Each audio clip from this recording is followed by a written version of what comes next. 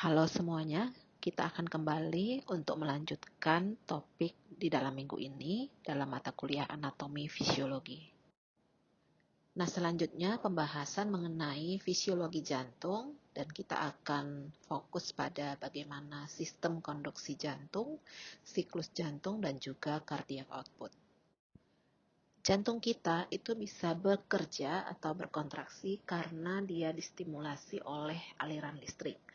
Nah, jadi ada yang namanya sistem konduksi atau sistem listrik di jantung kita. Sumber dari listrik ini adalah suatu jaringan fiber yang ada di otot jantung yang kita sebut sebagai fiber atau ritmik karena mereka self-excitable. Nah, fiber ini berulang-ulang menghasilkan aksi potensial yang mencetuskan kontraksi jantung. Fiber inilah yang kita sebut sebagai pacemaker. Ya, dia yang akan men-setting irama eksitasi listrik yang akan menyebabkan kontraksi jantung.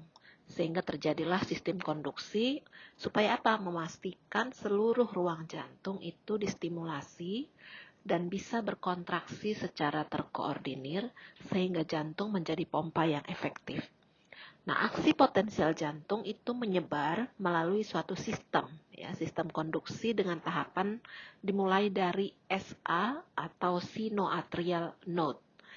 Nah, sinus atrial node ini jika sudah mencetuskan listrik, maka dia akan menghasilkan kontraksi atrium. Kemudian dari SA node ini, listrik akan berjalan menuju AV atau atrioventricular node. Nah, dari AV node, dia akan turun menuju bundle of His. Nah, bundle of His ini yang kemudian akan bercabang dua, yaitu bundle kiri dan bundle kanan. Baru kemudian dia akan menyebar ke seluruh serabut Purkinje di kedua ventrikel yang akan mengakibatkan terjadinya kontraksi ventrikel. SA node atau sinoatrial node, kalau kalian lihat di gambar, dia ada di atrium kanan bagian atas. Nah, dia akan mengawali aksi potensialnya setiap 0,6 detik atau sekitar 100 kali per menit. Nah, karena aksi potensial ini akan menyebar sepanjang sistem konduksi, tadi seperti yang sudah dijelaskan di slide sebelumnya, dan menstimulasi area lain di seluruh jantung, maka SA node inilah yang bekerja sebagai pacemaker jantung. Ya, jadi kalau ada yang bertanya, pacemaker jantung kita itu apa? Nah, jawabannya adalah SA node. Nah, impuls saraf dari sistem saraf otonom serta hormon, misalnya hormon epinefrin, itu dapat mengubah timing dan kekuatan dari setiap denyut jantung kita. Itu sebabnya, misal pada orang yang sedang istirahat, nah asetilkolin itu dilepaskan oleh sistem saraf parasimpatis.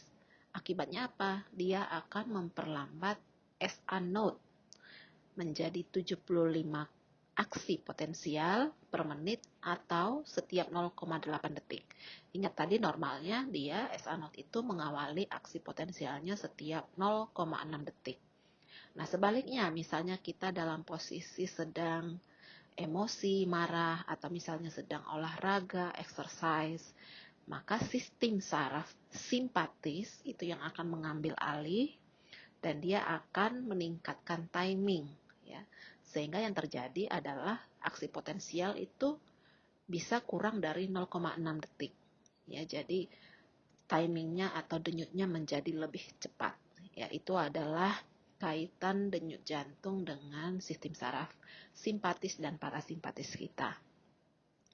Nah, aksi potensial dan kontraksi dari contractile fibers. Nah, aksi potensial yang diawali oleh SA node itu berjalan tadi sepanjang sistem konduksi dan menyebar untuk merangsang fiber otot baik itu di atrium dan di ventrikular, dan dia yang bekerja sebagai contractile fiber. Nah, aksi potensial ini terjadi dalam bentuk urutan depolarisasi, ya, artinya dia menghasilkan listrik yang menimbulkan terjadinya kontraksi. Kemudian ada aksi plate, ya, datar, baru kemudian ada repolarisasi. Nah, jantung kita itu juga menghasilkan beberapa ATP dari kreatinin fosfat. Itu sebabnya kalau ada pasien-pasien yang mengalami serangan jantung, ya, salah satu tanda terjadinya kematian otot jantung itu ditemukan CK atau kreatinin kinase di dalam darahnya. Ya, jadi kalau diperiksa di lab darahnya ditemukan CK. Nah, ini adalah salah satu tanda bahwa otot jantung pasien itu sudah mengalami infark. Nah, normalnya CK itu terkurung di dalam sel, ya, terkurung di dalam sel otot jantung. Nah, kalau sampai otot jantung itu injury atau sampai mati, maka CK ini bisa lepas dan masuk ke dalam darah sehingga bisa terdeteksi. Nah, selanjutnya saat aksi potensial menyebar di jantung, ya, mulai dari SA node sampai dengan tadi serabut Purkinje, aksi tersebut melepaskan listrik yang dapat dideteksi pada permukaan tubuh kita. Nah, alat EKG atau elektrokardiogram atau dalam bahasa Inggris kita sebutnya ECG, ya, elektrokardiogram juga. Nah, ini adalah alat untuk merekam sinyal listrik yang berjalan di jantung kita. Nah, EKG ini digunakan untuk apa? Pertama adalah menentukan apakah jalur konduksi listrik kita itu normal atau abnormal. Kemudian yang kedua juga bisa mendeteksi ada tidaknya pembesaran jantung. Ya, bagaimana itu bisa terjadi itu nanti kita pelajari di mata kuliah yang lebih advance. Kemudian yang ketiga, apakah ada area jantung yang rusak? Nah, ini juga bisa dilihat dari gambaran listrik yang muncul pada kertas EKG. Kemudian penyebab nyeri dada, ya, kalau misalnya ada pasien di ruang emergensi masuk dengan keluhan nyeri dada, lalu kita rekam listrik jantungnya menggunakan EKG, di sana bisa terlihat apakah nyeri dada tersebut karena kematian otot jantung atau ada penyakit lain atau kelainan pada organ-organ lain di dalam tubuh selain dari jantung. Nah, gelombang apa saja sih yang terdapat di EKG? Yang pertama adalah gelombang P. Ya, lihat di gambar, kalian cari nomor 1, ya. Nomor 1 ada paling atas di sebelah kanan. Nah, itu adalah munculnya gelombang P. Nah, gelombang P itu yang tadi berjalannya dari SA node, ya. Dia menghasilkan depolarisasi atrium. Ya, gelombang P. Jadi gelombang P itu menggambarkan bagaimana listrik berjalan di sepanjang atrium kiri dan kanan. Baru kemudian muncul gelombang berikutnya, yaitu gelombang QRS kompleks. Ya, harus lengkap QRS kompleks. Jangan hanya disebutkan sebagai gelombang QRS. Ya. Jadi gelombang QRS kompleks itu merupakan gambaran listrik di mana terjadi depolarisasi dari kedua ventrikel, kiri dan kanan. Ya, kalau digambar kalian lihat nomor 3 dan nomor 4. Bentuknya seperti segitiga. Baru kemudian gelombang yang terakhir yang muncul secara normal di EKG adalah gelombang T.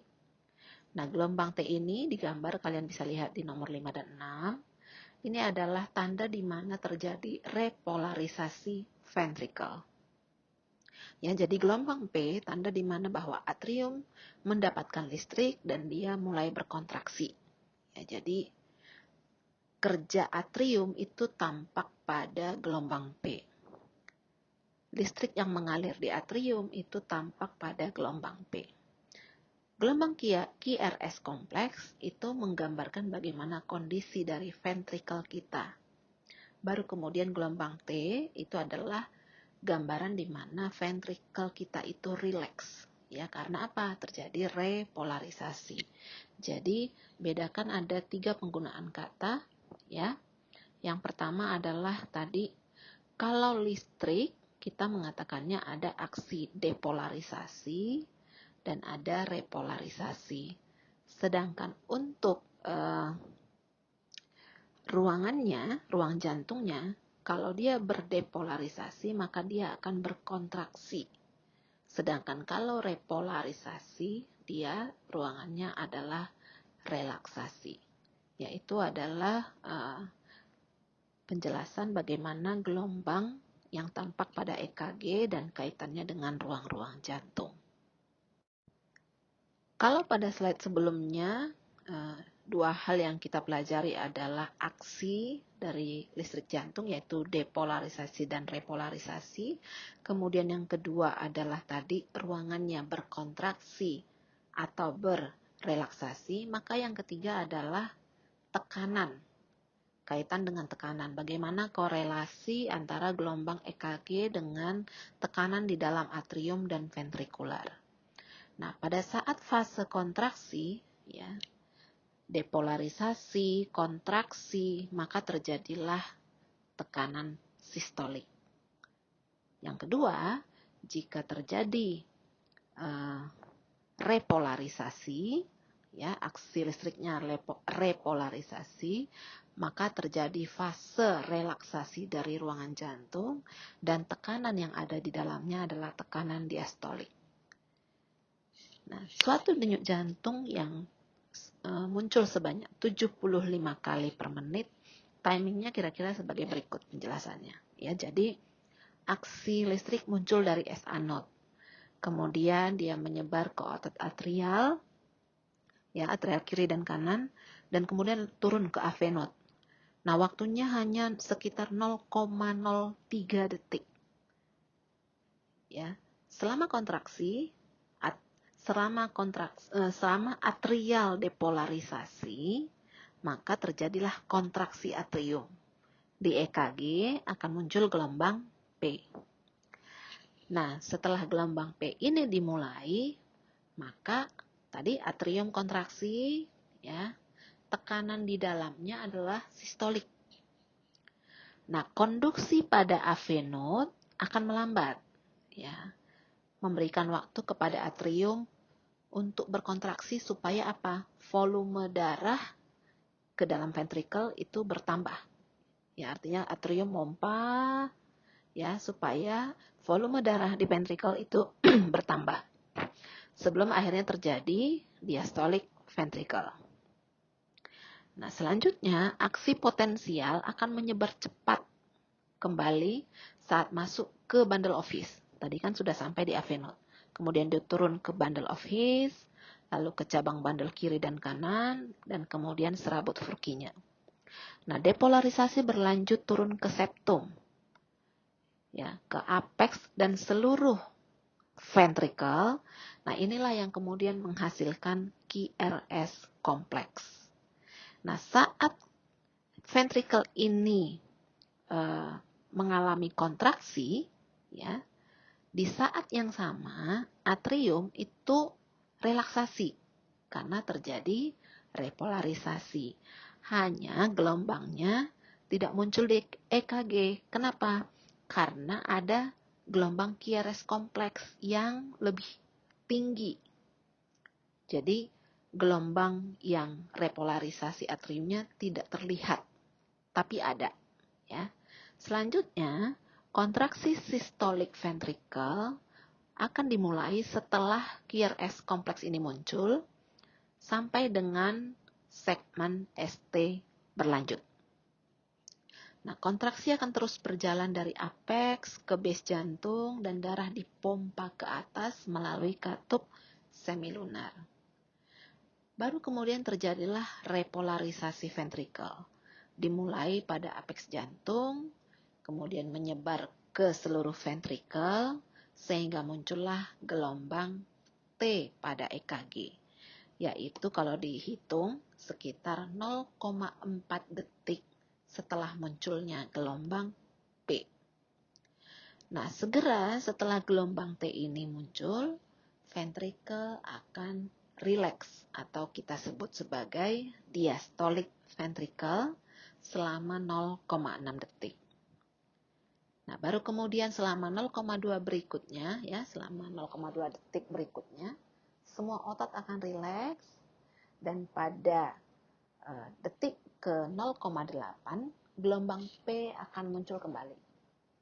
Maka atrium akan mulai berkontraksi kembali dan siklus akan mulai berulang kembali dari nomor 1 sampai dengan nomor 6. begitu terus-menerus secara berulang-ulang. Nah, sekarang kita akan membahas mengenai siklus jantung. Nah, suatu siklus jantung itu meliputi sistolik, diastolik atrial, dan juga sistolik, diastolik ventrikal. Dalam setiap siklus jantung, itu atrium dan ventrikel akan bergantian berkontraksi dan rileks, berkontraksi dan rileks, mendorong darah dari area yang tekanannya tinggi ke area yang tekanannya lebih rendah. Nah, pada saat suatu ruang jantung berkontraksi, ya, memompa, tekanan darah di dalamnya akan meningkat. Nah, untuk denyut jantung sekitar 75 kali per menit yang normal itu, maka siklus jantungnya itu terjadi sekitar atau setiap 0,8 detik.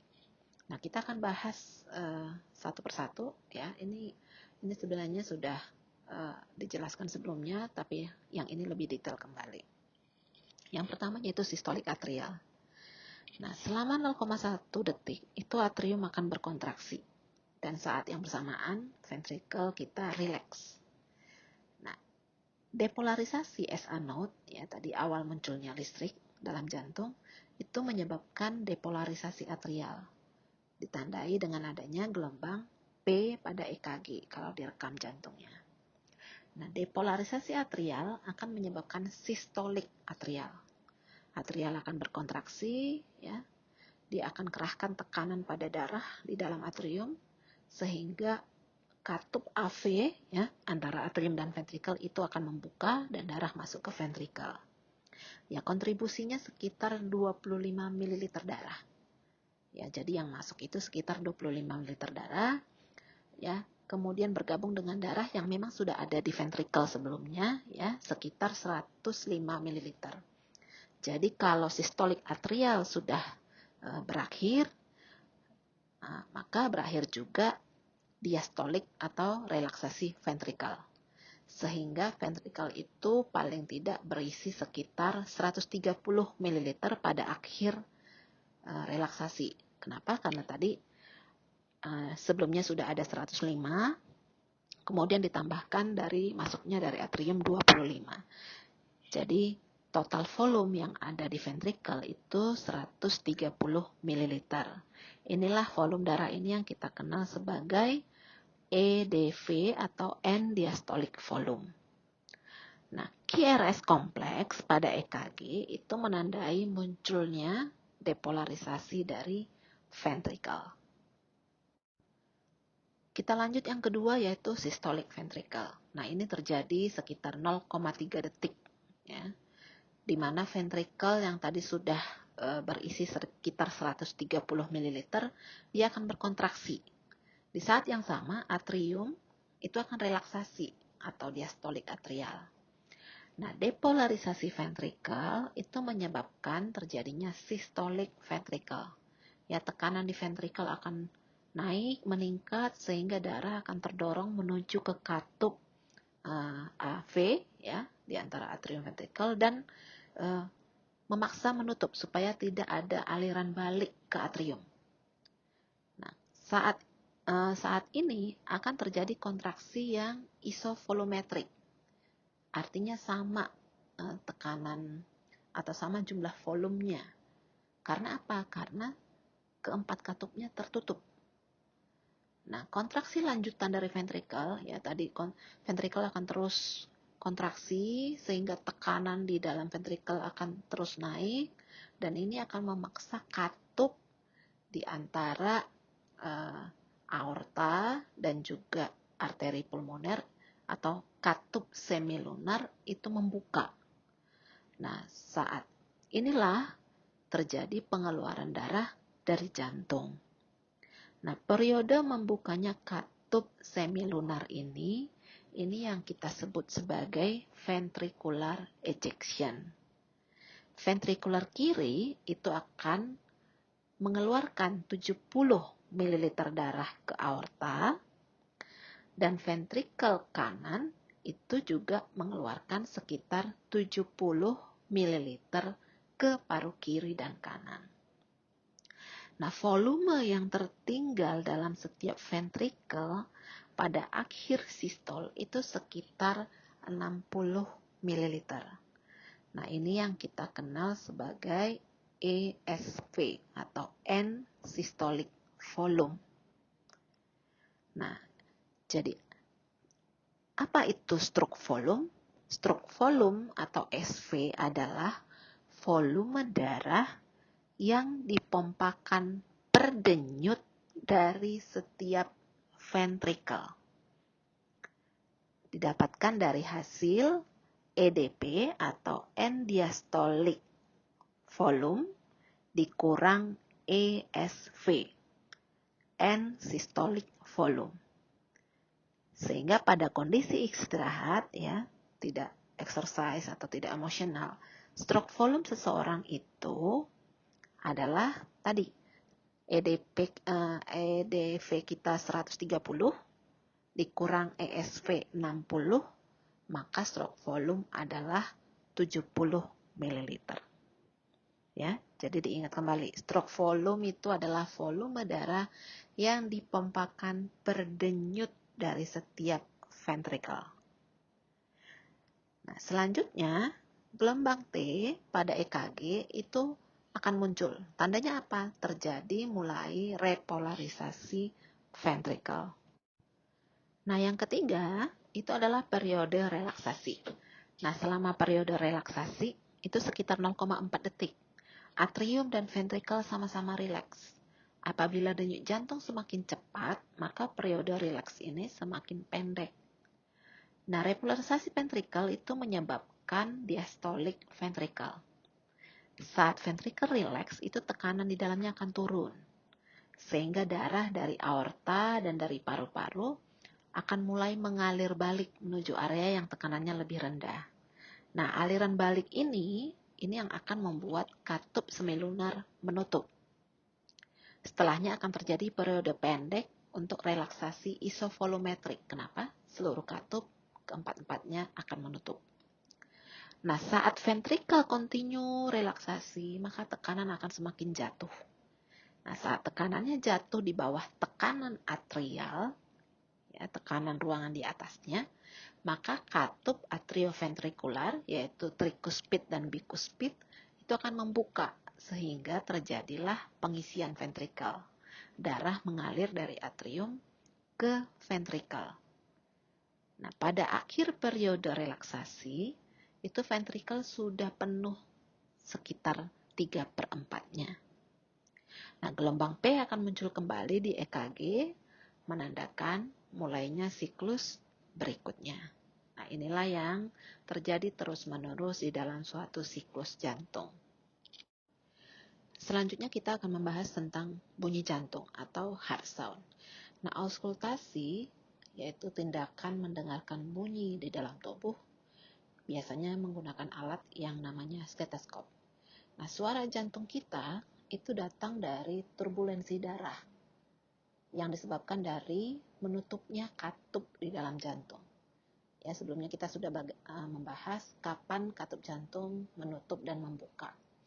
Nah, jadi darah yang sedang mengalir biasanya tidak akan terdengar, silent. Jadi kita bisa bayangkan perbedaan dari suara air terjun dengan suara air yang mengalir biasa. Nah, setiap siklus jantung itu terdapat 4 bunyi jantung. Tetapi pada jantung yang normal, hanya bunyi jantung pertama dan kedua, atau kita sebut dengan S1 dan S2, yang bisa kita dengarkan melalui stetoskop. Nah, bunyi pertama atau S1 itu terdengar seperti loop.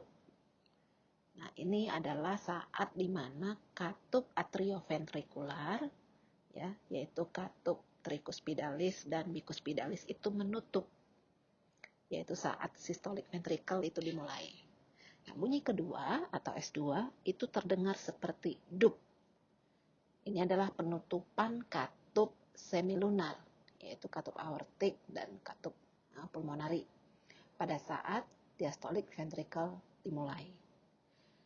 Nah, bunyi S1 dan S2 ini akan sangat terdengar dengan baik pada lokasi yang sedikit berbeda dari lokasi katup yang sebenarnya. Nah, perhatikan pada gambar, letak katupnya di mana, dan posisi kamu nanti meletakkan stetoskop itu berbeda. Ya, perhatikan kalau yang di gambar itu yang berwarna-warni itu adalah posisi stetoskop dan lihat di gambar yang di warna yang sedikit redup, ya, itu adalah letak dari katup. Jadi diposisikannya berbeda. Nah, normalnya S3 dan S4, yaitu bunyi ketiga dan bunyi keempat, itu tidak terlalu kuat, sehingga akan sulit didengarkan dengan alat stetoskop. Nah, S3 itu biasanya berhubungan dengan pengisian ventrikel, sedangkan S4 itu berhubungan dengan sistolik atrial. Nah, bunyi jantung ini nanti kalian akan praktekkan pada saat pemeriksaan fisik sistem kardiovaskuler. Pada siklus jantung kita membahas tentang stroke volume, ya. Sekarang kita akan membahas apa itu cardiac output.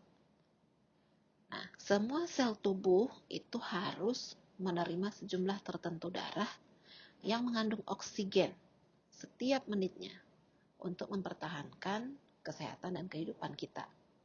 Nah, saat sel aktif secara metabolik, contohnya saat kita olahraga, saat kita sedang emosional, ya, sel akan mengambil lebih banyak oksigen dari dalam darah.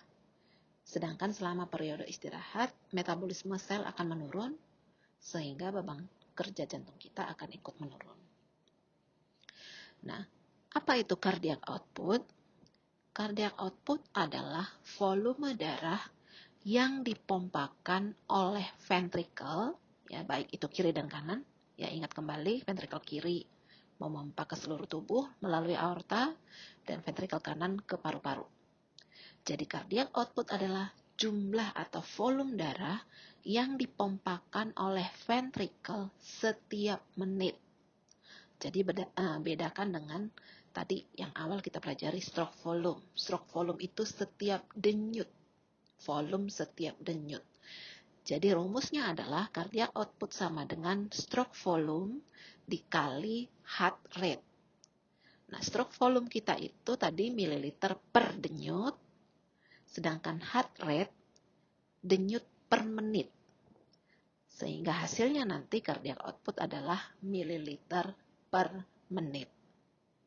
Nah, contoh, ada laki-laki, ya, kondisinya sedang beristirahat, stroke volume normal diketahui 70 ml per denyut, dan heart rate-nya karena dia sedang istirahat adalah 75 kali per menit. Nah, berapakah cardiac output dari laki-laki ini? Maka kita hitung, stroke volume-nya adalah 70 ml per denyut dikali heart rate-nya 75 kali per menit. Maka cardiac output-nya adalah 5.250 ml per menit, atau jika dikonversi ke liter menjadi 5,25 liter per menit. Ini adalah volume darah yang dipompakan ventrikel setiap menit. Jadi kalian bisa bayangkan jantung kita yang hanya segenggam tangan itu ternyata bisa memompakan sekitar 5 liter darah per menit. Ya, cukup luar biasa. Nah, volume ini mendekati total volume darah kita, yaitu sekitar 5 liter.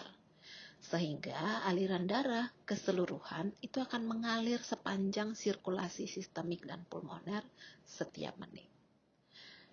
Nah, apa saja yang mempengaruhi cardiac output ini? Ya, dari rumusnya tentu saja apapun yang meningkatkan stroke volume atau apapun yang dapat meningkatkan heart rate kita, maka secara normal cardiac output kita akan meningkat. Karena rumusnya adalah cardiac output sama dengan stroke volume dikali heart rate. Ya, contoh, stroke volume 70 ml. Heart rate saya kemudian diukur waktu saya sedang olahraga adalah 90 kali per menit. Maka stroke cardiac output saya adalah 70 dikali 90. Ya, itulah adalah total dari volume darah yang dipompakan oleh ventrikel jantung saya setiap menit. Nah, apa saja regulasi atau pengaturan stroke volume atau yang mempengaruhi stroke volume? Ya, kita ketahui bahwa jantung yang sehat itu akan memompakan darah yang masuk saat periode diastolik. Nah, Jika saat diastol itu darah yang masuk cukup banyak, maka darah yang akan dipompa juga akan menjadi lebih banyak selama periode sistolik. Nah, ada 3 faktor yang mempengaruhi stroke volume. Yang pertama adalah preload. Preload itu adalah derajat stretch jantung, ya, seberapa bisa stretch itu jantung sebelum dia berkontraksi. Kemudian kontraktilitas, ya, seberapa kuat kontraksi dari otot ventricle tersebut. Dan yang ketiga adalah afterload, ya, seberapa besar tekanan yang harus dikeluarkan sebelum pengeluaran darah dari ventricle terjadi. Nah, ketiga hal inilah yang akan mempengaruhi stroke volume. Jadi sangat terkait dengan jantung itu sendiri.